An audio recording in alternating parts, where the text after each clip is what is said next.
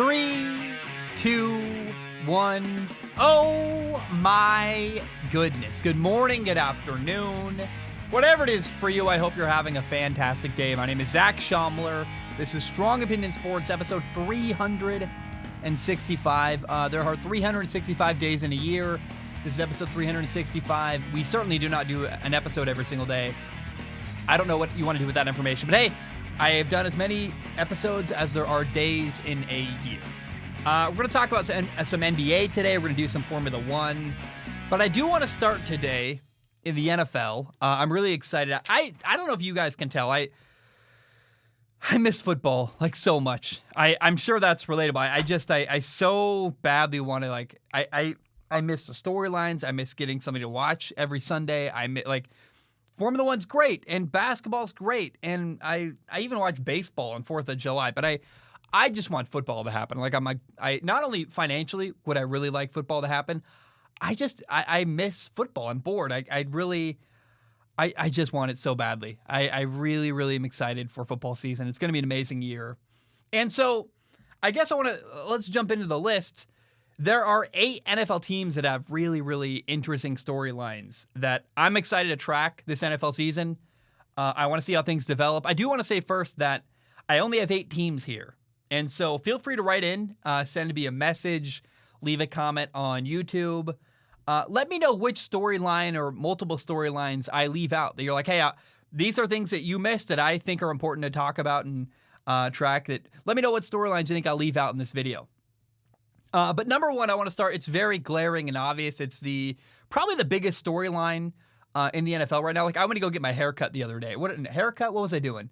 I was getting blood drawn, and the guy drawing blood clearly didn't know very much about football. But he's like, "What do you think about the Aaron Rodgers, saga?" I guess he said, "What do you think about Aaron Rodgers?" I'm like, "Oh wow, if even this guy is asking me about Aaron Rodgers, it's got to be the biggest story in the NFL. I mean, this guy who clearly, I asked him, who's your favorite team? He said the Denver Broncos, and then he couldn't tell me who the Denver Broncos starting quarterback was. So clearly, not the biggest football fan, but he knew about the Aaron Rodgers deal. And Aaron is upset.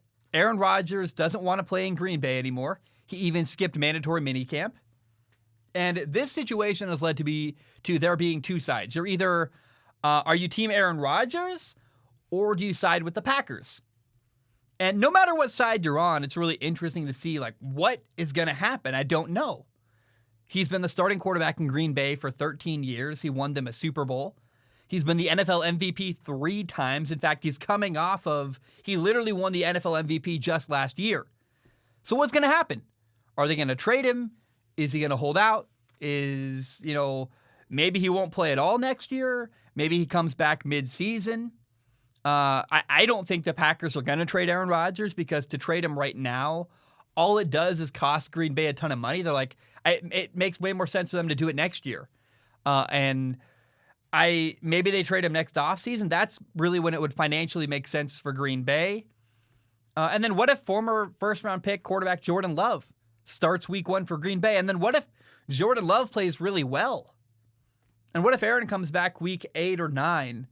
But while he's been gone, Jordan Love was just doing great the entire time. And the Packers are 7-2 and have a good record. And Jordan's working. And they're like, well, if the Packers are planning on trading Aaron next offseason, is it possible that they could roll with Jordan Love and, make Aaron the backup quarterback? That sounds insane to have a guy go from being the NFL MVP to maybe sitting on the bench or maybe not play.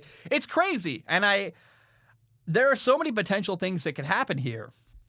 Maybe he just comes back and leads Green Bay to a Super Bowl. That's possible. I don't know. It feels like there are so many possibilities. Could he get traded? Is he going to sit? Is he going to be a backup? Is he going to be an amazing starter and have a great year? I have no idea what's going to happen. It seems like Aaron would rather sit out than play for Green Bay. He's just like, hey, I'm going to use my power that I have to not play. Certainly, I would imagine Green Bay Packers fans wouldn't cheer for that. It's very weird to me. I will say it's also very interesting that, have you noticed we haven't heard any reports that Jordan Love is awful? If Jordan Love was doing bad at training camp, it would have leaked out. We would have heard oh, hey, at minicamp, Jordan Love was terrible. At minicamp, not training camp. But if Jordan Love had been terrible at minicamp, players would have come out and said, oh, we need Aaron back. They would have been very vocal and very clear. And instead of that, we haven't heard those stories. In fact, all I've seen is that Jordan Love is really good at minicamp. And when Aaron is in Hawaii or golfing or doing, hosting Jeopardy, whatever he's doing, meanwhile, Jordan Love is in the hot sun working every day with his teammates. Emotionally, like, you kind of move on. So it's going to be really interesting. I don't know what's going to happen here. And I guess, would it be awful if Aaron doesn't play? I don't know. What would happen to the Packers? Like, if Aaron doesn't play, are the Packers still good? They've been to the NFC Championship game 2 years in a row, but they're missing their MVP quarterbacks. I just don't know. It's very fascinating to me. However, Jordan Love was a first-round pick, really talented, throws the ball really well, had problems in college, but I would imagine sitting for a year behind Aaron Rodgers, working with a really great coach, Matt LaFleur, easily the best coach Jordan Love has ever had in his football career. I'd imagine Jordan Love got way better. What's going to happen? It's a massive storyline. What will happen with Aaron Rodgers? And subsequently, what will happen with the Green Bay Packers? Storyline number 2 is this. Will the Arizona Cardinals be good? Arizona head coach Cliff Kingsbury is on the hot seat. If he doesn't win this year, he's going to get fired. Cliff had a losing record in college as the head coach at Texas Tech. I mean, that's crazy to go be a losing record in college and then still get hired as an NFL head coach. That's very weird. But at the time, I explained it away. I said, well, he was bad at recruiting, and now in the NFL, he doesn't have to worry about recruiting. But also in the NFL now, in 2 years, in Arizona, he's got a losing record as well. And you're like, oh, maybe Cliff is just a bad coach. And some people are good coordinators and bad coaches. Maybe Cliff is a good coordinator, bad head coach. I don't know. But we're going into year 3. And it's year 3 for Cliff. It's also year 3 for his quarterback, Kyler Murray. Kyler Murray has a ton of talent, and you don't want to waste the best years of Kyler Murray's career with a coach who can't win. And so expectations have got to go up in Arizona. They added star receiver DeAndre Hopkins last year. He was great, had a huge impact. This year, they added defensive lineman J.J. Watt. Their defensive line got better. I mean, the Cardinals are trying to make their defense better. 2 years in a row, they drafted linebackers in the first round of the NFL draft. In 2020, they drafted Isaiah Simmons. This past year, in 2021, they drafted Zaven Collins. They're trying to get better. They're trying to make their defense better. They've got the right quarterback. I firmly believe in Kyler Murray, but they have to be good. If they're not good this fall, then Cliff Kingsbury is for sure going to get fired. I'd be shocked if the Cardinals were awful and Cliff Kingsbury kept his job. Storyline number 3 has to do with the Cleveland Browns. I guess the question is, will Baker Mayfield, the Browns quarterback, get a big long-term contract extension? Baker was drafted in 2018 along with Lamar Jackson and Josh Allen. And for Lamar Jackson and Josh Allen, it's fairly obvious they're going to get big extensions. Josh Allen was an MVP candidate last year. 2 years ago, Lamar Jackson won the NFL MVP. Like, they're incredible. Some of the best quarterbacks in the entire NFL. Is Baker in that category? No, he's not. And so Baker's a question. He had a really good rookie year. He broke some quarterback rookie records despite having his coach fired and not being on the Cleveland Browns. But year 2 is bad. Baker had 22 touchdowns and 21 interceptions in 2019, 2 years ago, in his second year in the NFL. It was really, really not a good look, and they had to fire Freddie Kitchens and bring in a new head coach. And now, last year in 2020, the Browns got a new head coach, a really, really good head coach, Kevin Stefanski. He revamped the offense. They got a new general manager, Andrew Berry.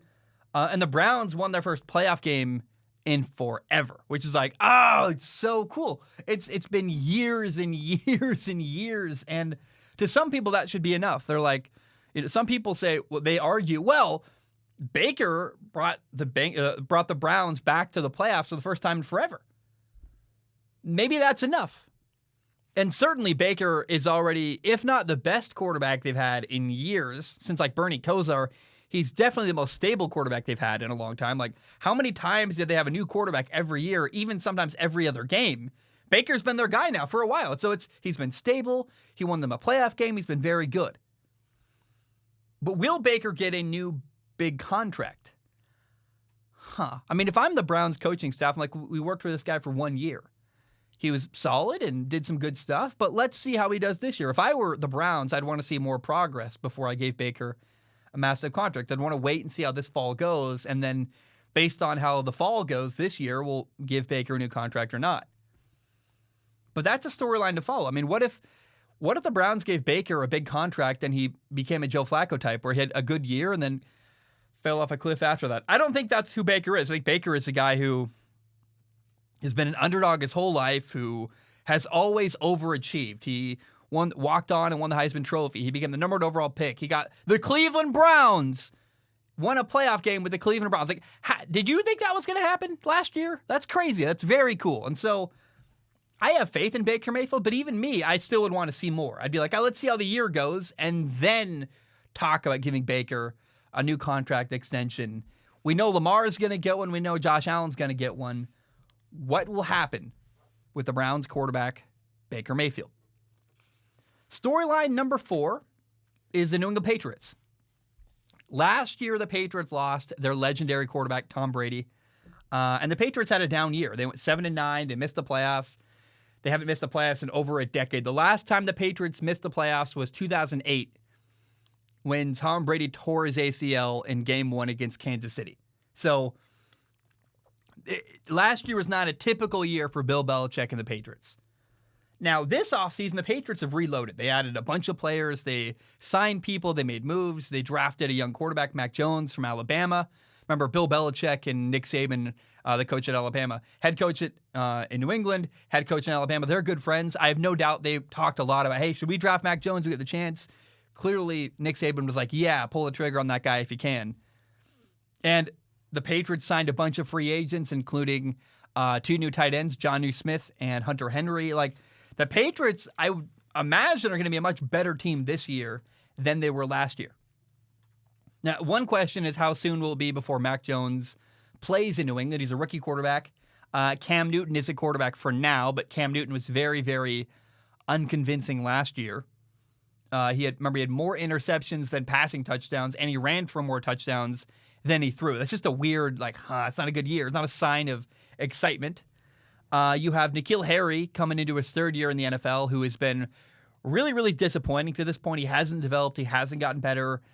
He's just been a non-factor. N'Keal Harry, a former first-round pick at receiver, has just not developed into a number 1 receiver. So, question number 1 is, when will Mac Jones play? Earlier, later, we don't know. And then question number 2 is, how good will the Patriots be? The Buffalo Bills won their division last year. The Buffalo Bills won the AFC East, a division that the Patriots historically have dominated in the last 20 years. And so it's going to be really interesting to see who wins the AFC East this fall. Can the Patriots take it back from Buffalo? Can they become king of the hill again? New England, Buffalo, what if could the Miami Dolphins sweep in as like a 3rd team to come in and as a dark horse and take the AFC East? I don't know. I think right now it's Buffalo's division to lose, and the Patriots have to come in and try to take it from Buffalo. So do the Miami Dolphins. But I'm really excited to see how good will the Patriots be this year in 2021. Storyline number 5, the Bengals. Oh, boy. In the 2021 NFL Draft, the Cincinnati Bengals drafted wide receiver Jamar Chase, number 5 overall. He played with the Bengals quarterback Joe Burrow in college at LSU. And no doubt, Jamar Chase is going to light up the NFL. He's going to be a stud. I'm really excited. He's a great player. He's going to be great in the NFL.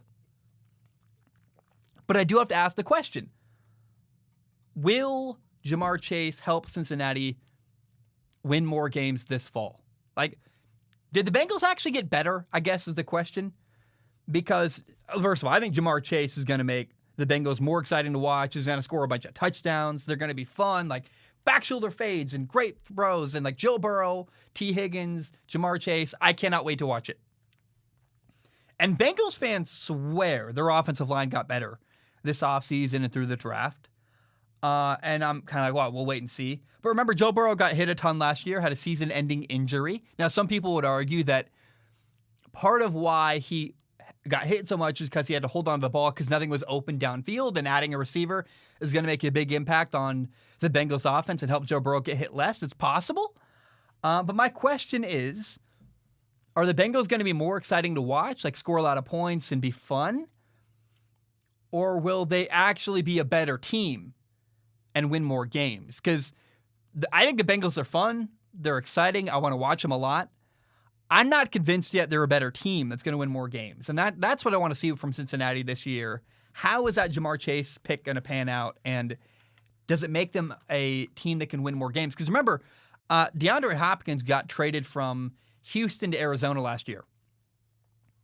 Arizona didn't make the playoffs. Arizona wasn't way better. And I love Ja'Marr Chase. I think DeAndre Hopkins right now is a better player than Ja'Marr Chase is going to be this year. Give it time, he'll develop. But my point is, a receiver does not necessarily mean you win games. Like adding a great receiver, one of the best in the NFL, didn't make Arizona suddenly a way better football team that won more games. So, okay, like Bengals fans yell at me all the time, we're going to win more, we're better, the offensive line, this, that. Ja'Marr Chase was the right pick. We'll see. He's going to be exciting. Does he actually make the Bengals a better football team? That remains to be seen. Number 7, the Detroit Lions. Detroit is rebuilding. And that is something that their fan base has seen many, many times over and over again.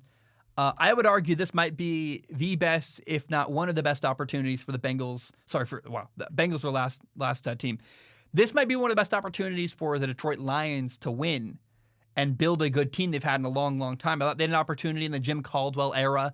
They fired Jim Caldwell a little bit early before they really had a chance to see it all play out.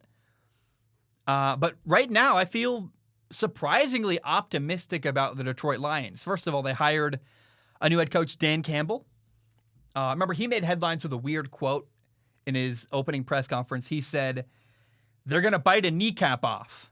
And I don't really know what that means. It was kind of a moment where he got passionate and started just talking and kind of like lost track in his excitement, right? And the football world crucified Dan Campbell for that quote. I don't really know. I don't see the crime there. Like, obviously, biting off a kneecap, not something you should do, but that's not what he means. It just seems like a guy who got really passionate about his love for the game, and I don't know that that's a bad thing. Like, if the only bad thing you can point to is that, hey, the head coach of the Detroit Lions got passionate about football at a press conference, I'm like, is that really the worst thing? Like, maybe the Lions could use some passion. You could argue that's exactly what the team needs.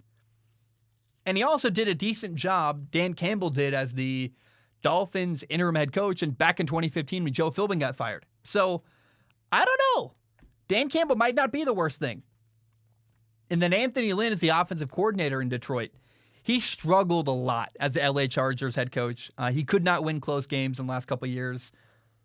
But he's also a great offensive coordinator. Like, he is the reason why Justin Herbert won Rookie of the Year last year. So the Lions, without a shadow of a doubt, we can talk about that coach. They have a great offensive coordinator, though, in Anthony Lynn. They also traded for quarterback Jared Goff. And I'm not really excited about Jared Goff. I'm not a big fan of Jared Goff. I'm not sure he's going to be the franchise quarterback that Detroit needs. But in that trade, not only did the Lions get Jared Goff, they also got 2 first-round picks. So even if Jared Goff is awful and isn't the quarterback that they need, they also have 4 first-round picks in the next 2 years, so they could either use one of those picks to replace Jared Goff in the draft, or they could, make a package deal. Like say, hey, we'll trade 2 first-round picks to move up in the draft to like a top 3 pick and go get a quarterback. There are so many opportunities here for the Lions to build a team. They've got assets. They've got a good coach or two. They've got a quarterback, Jared Goff, who may or may not work. But even if he doesn't work, don't panic. You can replace him. Detroit has a really good opportunity here to do well in this rebuild. Probably the best opportunity they've had in a long, long time to rebuild their football team and do a good job. So I just think the Detroit Lions right now are a storyline worth keeping track of. It's the first time in my lifetime I've ever been like, I want to watch the Lions play. I'm really curious. Can they be good? I don't know. But it's worth noting, like, they're doing some interesting stuff, and it's worth paying attention to. My number 8 storyline to keep track of this year is the New York Jets. The Jets are also rebuilding, but the Jets have 3 things that I love. They've got a good GM, a good head coach, and a good young quarterback. First is a GM, Joe Douglas. This dude has done a really good job of drafting and building this team. It's unfortunate he got there a little too late to help Sam Darnold. But this time around with their second young quarterback, Zach Wilson, he's building off the moves he made last year. They got Mekhi Becton in the first round. They got a couple good draft picks last year. Denzel Mims in the second round. Ashton Davis at safety. They're using those moves they made, building off of it, and continuing to build a good team around Zach Wilson. They got a big receiver, Corey Davis. They got they're making move after move. Like, they're doing interesting stuff. And I'm like, They drafted Elijah Vera Tucker in the first round, another offensive lineman for Zach Wilson. So I think that Joe Douglas is a really good general manager. I would put him up there, probably right behind a guy, Chris Ballard, the GM of the Colts, who I think is the best GM in the NFL right now. Then you have head coach Robert Sala. This is his first time as an NFL head coach. We don't really know whether he's going to be a good head coach or not, but I do know that he was a great coordinator in San Francisco. Last year as a 49ers defensive coordinator. His guys loved him. They fought hard for him. I mean, go watch, even at the end of meaningless games last year, the 49ers defense was giving incredible effort, working hard, making plays, and they fight hard for their coach. And that matters to me, to have a coach who is worth fighting for, that you believe in, that you want to work hard for. And so Robert Saleh presents really well. He's great at press conference. Seems like a dude who's well put together. And I know how much his players loved him last year in San Francisco. So I feel very optimistic about Robert Saleh. Now, the Jets have also rookie quarterback Zach Wilson. They drafted him number 2 overall. I firmly believe he was the best quarterback available in the NFL draft last year. He's got a great arm, can move around really well. He's got this aura, this confidence, this swagger that I really like. I'm like, that dude's got it. Like, he's not afraid. He wants the ball at the end of a game. And the GM is great. We know that. If Robert Saleh, the head coach, and Zach Wilson, the quarterback, are as good as I think they're going to be, then the Jets could be really good as well, too. They're rebuilding. It's a process. Winning could take some time in New York. It always will, to rebuild a football team. But I really believe in Zach Wilson. I think they got a steal drafting. I can't believe. I'm like, wow, I get why the Jaguars drafted Trevor Lawrence. It's the guy they were expected to pick, and to deviate from that and then fail would be suicide. So I get why they drafted Trevor Lawrence, not Zach Wilson. But I firmly believe Zach Wilson was the better quarterback. The Jets got him. And I just feel really, really good about the future of the Jets, where they're going, where they're headed, their plan, how it's working out. And I'm really excited to watch and see how the Jets do this fall in 2021. All right, guys, my name is Zach Schaumler. I'm going to take a short break. When I return, we'll talk about the NBA playoffs. I'm going to share my prediction for the NBA Finals. And then later, we'll talk about Formula One, do some Ask Zach. My name is Zach Schaumler. I'm going to take a short break. I will be right back. All right, we are back. Hope you're doing very, very well. I want to dive in and talk about the NBA playoffs, and as they're coming to their conclusion this year in the NBA Finals. The Phoenix Suns are about to play the Milwaukee Bucks in the NBA Finals, and I want to share my prediction. I guess, first of all, I believe the Phoenix Suns are going to win. I predict the Suns are going to win the series 5 or 6 games. Now, I also want them to win, and they're two different things. Believing something will happen is not the same, and it's different from hoping that it happens. I hope Phoenix wins. I also believe they're going to win. Look, I think that Phoenix is just a more complete team than Milwaukee. A very basic analysis and really rudimentary would be to say, like, well, the Bucks don't have their best player, Giannis, and he's hurt. Nobody knows whether he's going to play in the NBA Finals or not. He's doubtful for Game 1. But I want to be clear, the Bucks are a lot more than just Giannis. They have Chris Middleton, Drew Holiday. Go watch Game 5 against Atlanta. Brook Lopez had 33 points. Like, they can score and win without Giannis. And I would actually pick the Phoenix Suns to beat the Milwaukee Bucks, whether Giannis plays or not. Even if Giannis was healthy and playing, I'd still pick Phoenix here. Yes, Giannis is unguardable from the paint. The way he can attack the rim, it's ridiculous. Like, you watch Giannis at times and you go, that's just unstoppable. He had a dunk where he, 2 steps, had the ball in one hand, just stepped up over everybody. And you're like, that's unbelievable. Against Atlanta, he did that. But we also saw in the Bucks and Hawks series in the Eastern Conference Finals that both with and without Giannis, the Bucks can be really, really frustrating to watch at times. They often get in their own way. They take bad shots. They have bad possessions. They're moody. It's pretty weird. There are times where they come out really flat with like low energy and don't play well to start a game. And then actually Giannis comes out sometimes and takes really bad shots. He just airballs three-pointers and you're like, why are you shooting that? It's very weird how it's bizarre. Like the Bucks can so easily dominate inside, but it's like sometimes they just choose not to. It's very weird. It's like, Giannis, why are you ever taking a three-pointer? Go to the rim. No one can guard you at the rim. And so maybe Milwaukee figures that out, and then, I mean, that gives them a chance to win the series, but they get too cute too often. And in contrast, the Phoenix Suns are a well-oiled machine.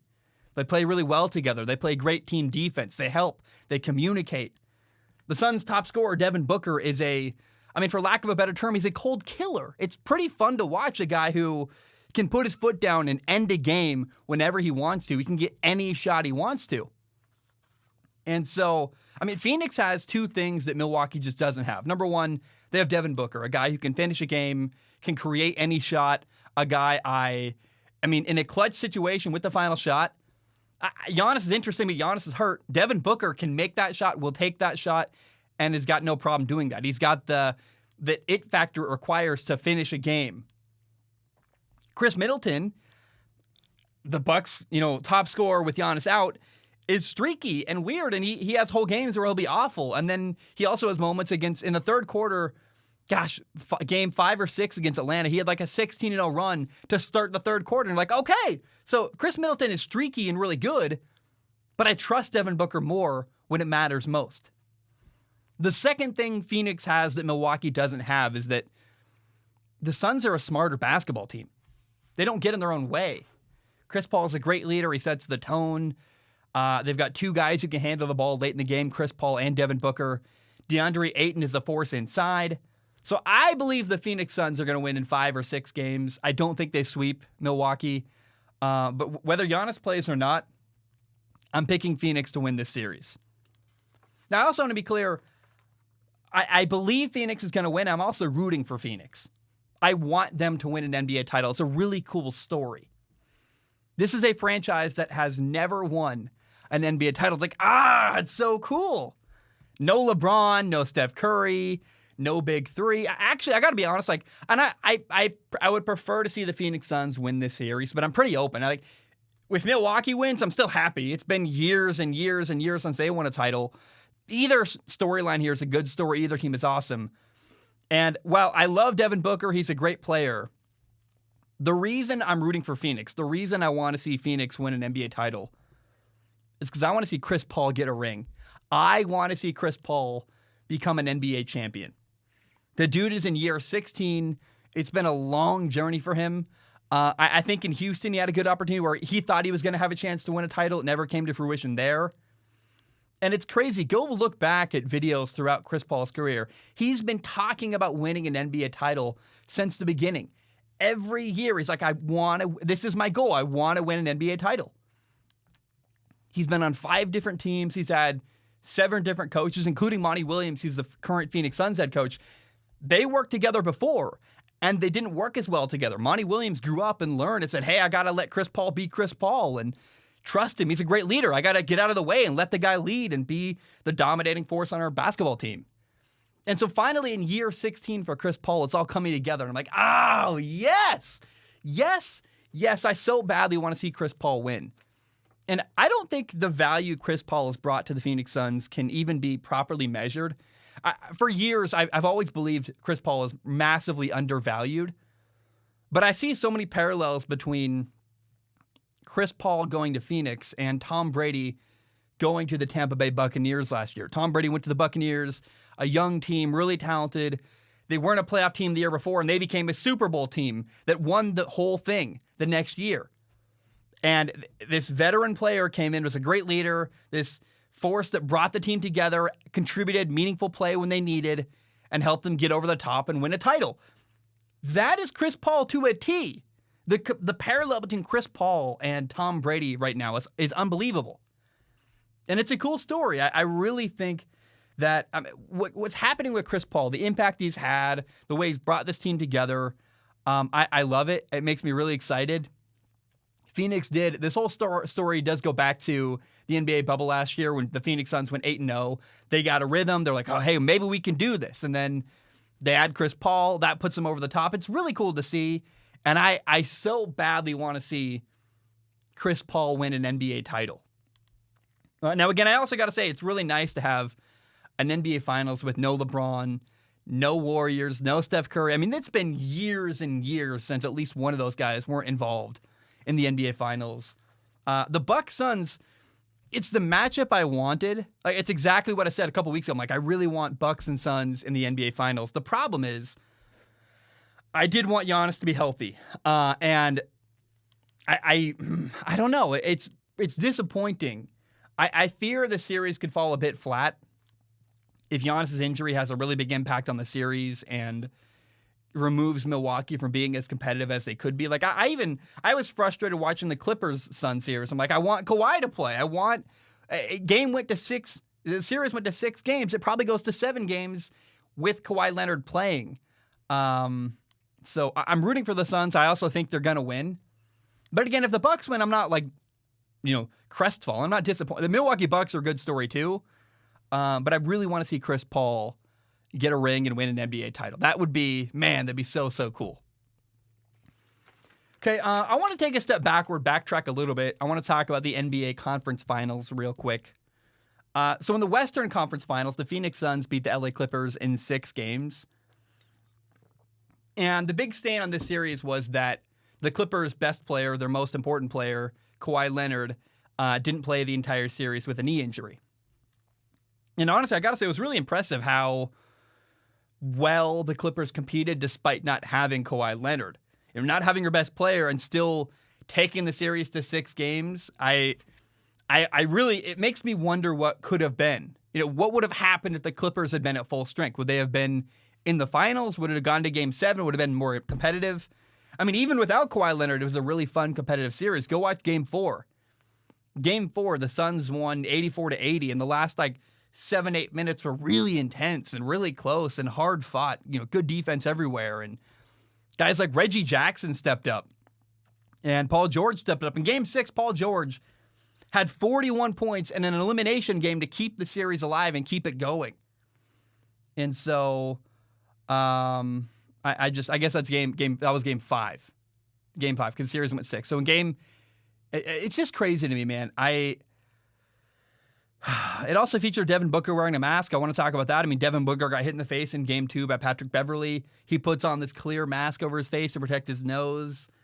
And I had a good time. The Western Conference Finals were a good time, a really fun series that I think fell just short of being a great series if Kawhi Leonard had played. I'm like, man, I wonder what could have been if Kawhi Leonard had been healthy.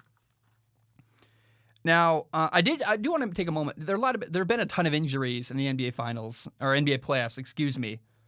Chris Paul is the NBA Players Association president, and he came out and said, look, the players did agree to this condensed schedule in their collective bargaining agreement. Players complained a bunch, like, we don't like it, it's not fair, but hey, this condensed schedule where you're playing a game pretty much every other night is exactly what the players agreed to. So it's interesting to hear from Chris Paul, the guy who represents the players, say, hey, even he got hurt, and not hurt, even he missed a couple games. So I don't know. It's interesting. I will say it's a shame how many guys have been out. I mean, so many people have missed time. There's a great series by a guy called Heat Check who documents how many people have missed games in the NBA playoffs, and it's like, geez, that's 13 NBA superstars that have not played in the NBA playoffs and missed games because of injuries. That's pretty awful. Now I want to shift gears to the Eastern Conference Finals. The Milwaukee Bucks beat the Atlanta Hawks in 6 games. Atlanta losing felt inevitable, but it did suck that during this series, the most important player on both teams got hurt. Giannis got hurt his knee. Trae Young got hurt. He stepped on a ref and messed up his ankle, and it's like, that was really weird and unfortunate. I felt bad for the ref because the ref was off the court, literally outside of the field of play. Trae Young stepped on his foot, hurts his ankle. It's like, I feel bad for the ref. Like, wrong place, wrong time. He's just doing his job, and Trae Young steps on him, gets hurt. Trae Young tried to play in Game 6, but he just wasn't himself. It was clearly off. It's like, was it the injury? Was he out of rhythm because he missed a game or two? Either way, the dude only had 14 points, was 4 for 17 shooting, was 0 for 6 shooting threes. And Trae did not look like himself in the final game of that series in Game 6. Comes back from an injury, tries to play, but he wasn't as aggressive as he'd been throughout the playoffs leading up to that point. He passed up on open shots. He wasn't shooting his teardrop floater. There were times like, Trae, what do you shoot that? Like all through the playoffs, there are shots that Trae has taken where he pulls up and doesn't shoot. He pulled the ball back down and passed it or dribbled somewhere else or didn't shoot that teardrop. And you just got to wonder, like, how much did that injury really affect him? He's probably on some kind of painkillers trying to get through it, but he also was hobbling at times. It's just unfortunate. I would have loved to see a healthy Trae Young in that Game 6. But you still got to credit Atlanta. I mean, shout out to the Hawks. The Hawks, it was once tied 2-2 between Atlanta and Milwaukee. Atlanta's a young team with a bright future. I had a ton of fun watching them during the NBA playoffs. Like them, Trae Young, the energy. They're a really young roster. And I want to watch Atlanta again next year. Like, I'm really, really excited to watch them next year as they progress and, mature as an NBA team. It's also cool. I want to mention they extended their head coach, Nate McMillan. Remember, he took over as the interim head coach midway through the season, like March or January, I think March. And he had an immediate impact where he just made the team it's crazy, like the numbers difference between the Atlanta Hawks before Nate McMillan and then after Nate McMillan. He really brought this team together. They made a long run together. And so he got a big contract extension. He's no longer the interim head coach. He is officially the head coach in Atlanta. It's very, very cool. And shout out to Atlanta. It was a really good time. So I'm curious. Let me know who you think is going to win the NBA Finals. Is it going to be the Phoenix Suns, the Milwaukee Bucks? Let me know. Now, I'm going to take a short break. When I return, we'll talk about Formula One. We will end the show with Ask Zach. My name is Zach Schaumler. I'm going to take a short break. I will be right back. All right, we are back. Hope you're doing very, very well. I want to say this real quick. The more I think about these NBA Finals, the more I feel pretty sure that not only are the Suns going to win, but Giannis hyperextended his knee. And what does Giannis do best? What's the best thing he brings to the table as a basketball player? It's his athletic ability, his ability to move around. He's 6'11", but moves like a guy who's 5'10". He's got this unbelievable, they call him the Greek freak for a reason, this unbelievable athletic ability. Well, it's going to take him a while. You hyperextend your knee, you're not going to be back to that 100% mobility and athletic ability, I guess, by the end of the series. There's no way he's going to fully recover. So we're not going to see the Giannis of old. We're going to see the Giannis of Giannis is going to have to shoot jumpers, and if he can't, I certainly don't want Giannis taking a lot of jumpers. So I just, the more I think about it, I'm like, man, he hurt himself and lost his best trait. Even if he comes back, he won't be 100%. There's just no way we're going to see Giannis at 100% in this series. And I don't know. I get a really bad feeling. I feel compelled that the Suns are going to win. And I wish I had a way to more eloquently put that, but I just think about, what does Giannis do best? Now, what is the injury going to cause him to do? Not be able to do exactly that. So keep that in mind. I'd be shocked if Giannis had a huge impact on this series. And we'll see. Let's shift gears to Formula One. I do this dramatic. My hands were like, yeah, let's shift gears. On Sunday, we had the Austrian Grand Prix in Formula One. And I got to be honest, I got mixed feelings about this race. I've been very vocal and very shameless in rooting for Max Verstappen and Red Bull. I've been saying all year, like, hey, I want Max to win. I want to see Red Bull challenge Mercedes. It's cool to see things shaken up in Formula One. I like seeing Mercedes and Lewis Hamilton get challenged. But right now, they are more than challenging Lewis and Mercedes. Max and Red Bull have been dominating. They've won 3 races in a row. Max has won 4 of the last 5 races. Red Bull's won the last 5 races in a row, whether it's Max winning 4 of them, Sergio Perez won 1 of them. And Max won by a massive margin on Sunday. Again. He got also got fastest lap. He was so far ahead, he got to take just kind of a trivial, because why not, an extra pit stop and get fresher tires at the end just to be safe. It's like, man, that's crazy to me. How far ahead he is and how big the gap is between Max Verstappen and even everybody else. I don't really like that. I like Max. I want to see him win. And if this is how it's going to happen, I guess that's fine. But I really want compelling, interesting, fun, close finishes. And I worry that Red Bull is going to pull away at the end and Mercedes can't make up any ground and make it interesting. It doesn't feel back and forth right now. It feels very one-sided in Formula One. I don't really love that.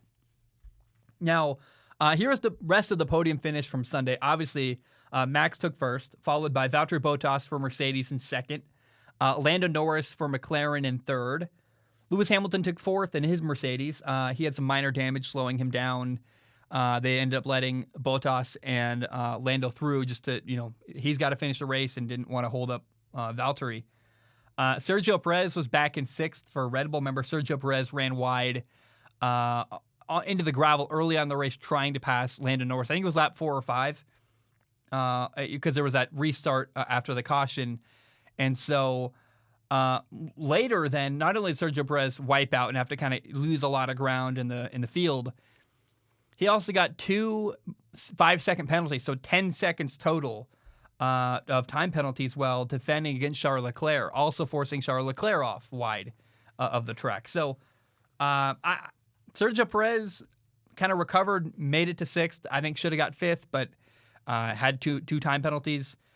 Lando Norris also got a time penalty, 5 seconds. It happened when Sergio Perez ran wide, trying to pass him early on in the race. I did not think that was deserving.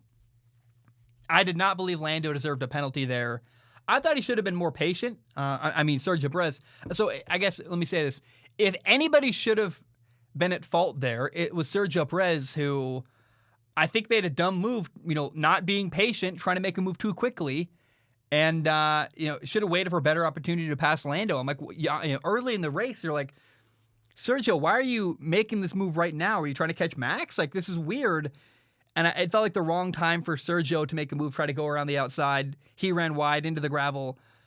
I don't blame Lando for that. I blame Sergio for being impatient. So it was ridiculous that Lando got blamed, if you ask me. But I still got to say, it was super cool to see Lando get a podium. I thought he could have got second if it weren't for that time penalty and whatever. Who knows? I mean, it's just interesting, right? Like, what would have happened if we hadn't had that nonsense to deal with? Now, the battle between McLaren and Ferrari continues. McLaren got 21 points as Lando got 15 points in third. Daniel Ricciardo got 6 points in seventh. And then Ferrari got 7 points on the day. So McLaren got 21. 7 points behind them was Ferrari on Sunday. Carlos Sainz got 5th place for 10 points, and Charles Leclerc got 4 points for 8th place. So 14 points on the day for Ferrari, 21 points on the day for McLaren. Now, Alpine had a really rough weekend, the French team. Esteban Ocon was the only driver on Sunday to retire early and did not finish the race. Meanwhile, the other Alpine driver, Fernando Alonso, kind of got screwed over.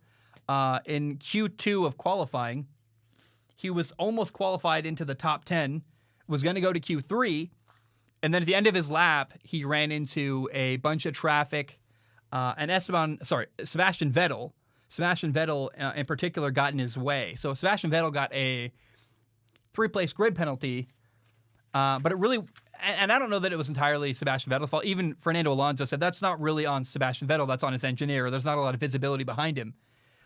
Sebastian Vettel's race engineer for Aston Martin should have said, hey, you got Fernando Alonso coming up behind you. You can't dilly-dally there. You got to get going. And Fernando Alonso, while being pretty surprisingly gracious to Seb, like he blamed the engineer, not Sebastian Vettel, he also said, hey, my race weekend was ruined. Like I was going to be in the top 10, and now I instead, he had to start 14th on the grid. He did gain 4 places during the race and finished in 10th, but who knows what would have happened if he had a better start to the race and started inside the top 10 rather than 14th. I do want to say, though, I want to pause and say, there were really only 4 teams ahead of Fernando Alonso. Mercedes, Red Bull, Ferrari, and McLaren all had 2 drivers finish ahead of Fernando Alonso. There's no way that an Alpine has got more pace than any one of those 4 teams. So that really only left 2 spots for Fernando Alonso to realistically finish. And Pierre Gasly with AlphaTauri finished in 9th. So I don't know that Fernando Alonso would have got better than 10th, even if he started inside the top 10. Like, we saw George Russell start in 8th place, and by the end of the race, he didn't have enough pace and finished 11th. So even if Fernando Alonso started farther up, I still don't think he would have really had necessarily a better finish than 10th or maybe 9th. But I think Pierre Gasly and AlphaTauri had more pace than the Alpine would. So I know Fernando Alonso is really angry. I think he still got the best result he could have possibly gotten. Let me know what you think about that. Am I crazy? But I just don't think that there's a reality where an Alpine has more pace than Ferrari, McLaren, Red Bull, or Mercedes, and then even maybe not really more pace than an AlphaTauri driven by Pierre Gasly. I do want to say that it was really sad. George Russell started in 8th on the grid, but once again, he could not get any points. He finished 11th, and it was really cool at the end of the race. I'm glad they showed it. You had George Russell in 10th, Fernando Alonso in 11th, trying to pass him, and this battle for 10th between Fernando Alonso and George Russell was really, really interesting, really exciting. I'm glad they showed it on TV. Had a lot of fun watching it. But I guess, so as I look back in the race, Fernando Alonso will tell you he got screwed. I'm like, maybe. Certainly I thought Lando Norris got a penalty he should not have deserved. Max dominated. Lewis had some damage, so Valtteri Bottas finished ahead of him. And the gap between Mercedes and Red Bull just grew even more. Here are the current standings in Formula One. Max is the top driver. Max is in first with 182 points. Lewis is in second with 150 points. Sergio Perez is the third driver in the standings with 104 points, and Lando is right behind him in fourth with 101 points. It'd be kind of cool if Lando Norris got third in the driver's standings. That'd be very interesting. If Lando got third in the driver's standings and McLaren got third in the team standings, like that'd be a really big win for them. By the way, Lando's the only driver this year who's had a points finish in every single race in 2021. That's very impressive. Lewis had a race where he finished like 16th or 14th or something because he spun out in like the final 2 laps.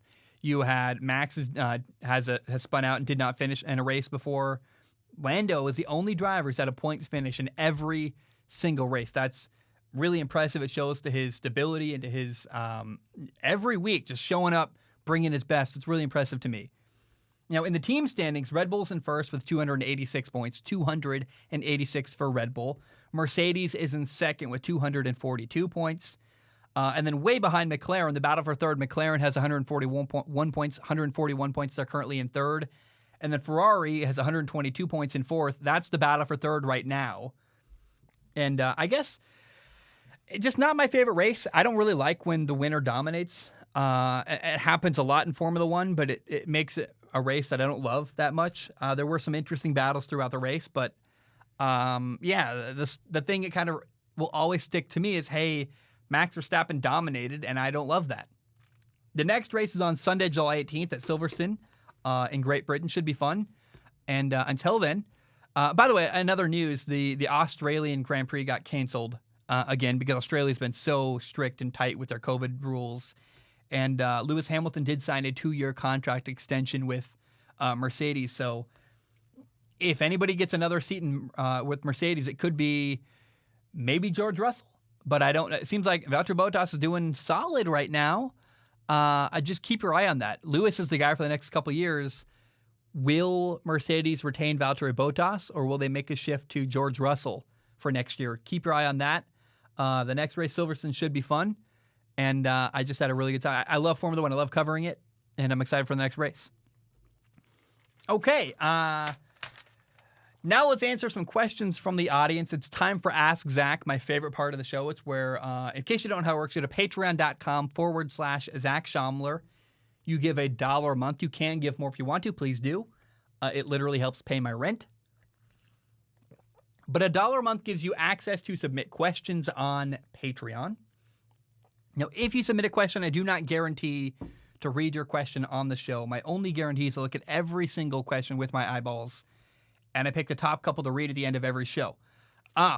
So today I want to start with Devin.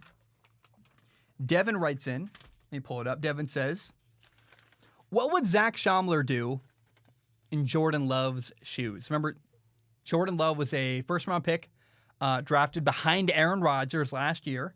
Sat on the bench the entire year last year. We didn't see him play. Aaron won the NFL MVP. But right now, Aaron is holding out. We don't know if Aaron's going to play. We don't know if he's going to come back. We don't know what's going to happen. And so if I'm Jordan Love, I'm like, hey, I'm QB1. And I would treat things that way until I know otherwise. Until, who knows if Aaron's going to come back. But all you can do is step up and be the man.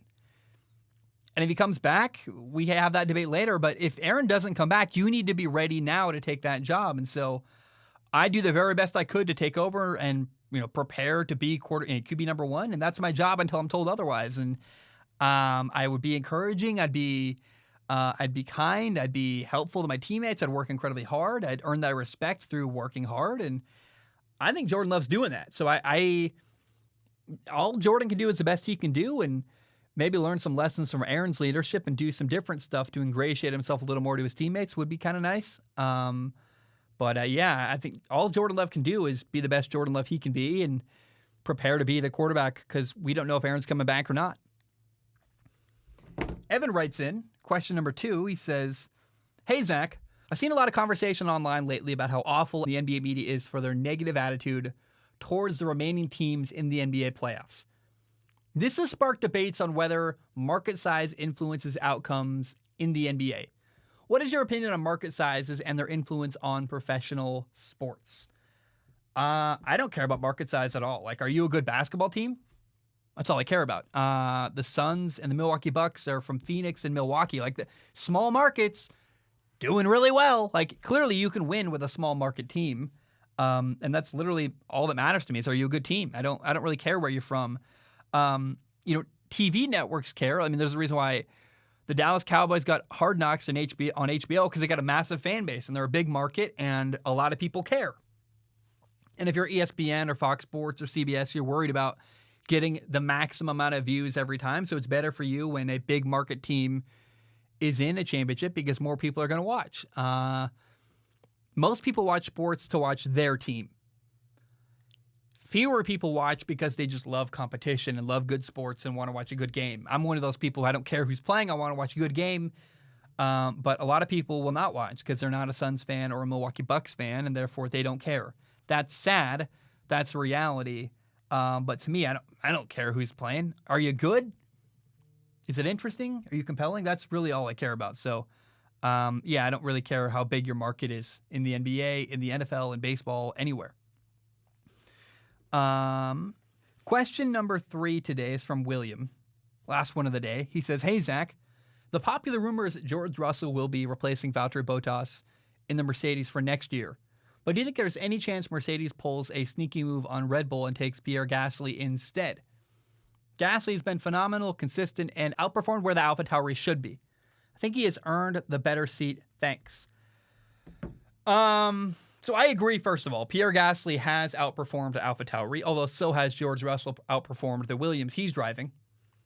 Although, unfortunately, while I do think Pierre Gasly deserves a promotion, there's nowhere to promote him to.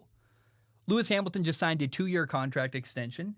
Mercedes is going to go with either Valtteri Bottas or George Russell next year. George Russell has driven the Mercedes before. Remember last year they had a race where Lewis was out with COVID.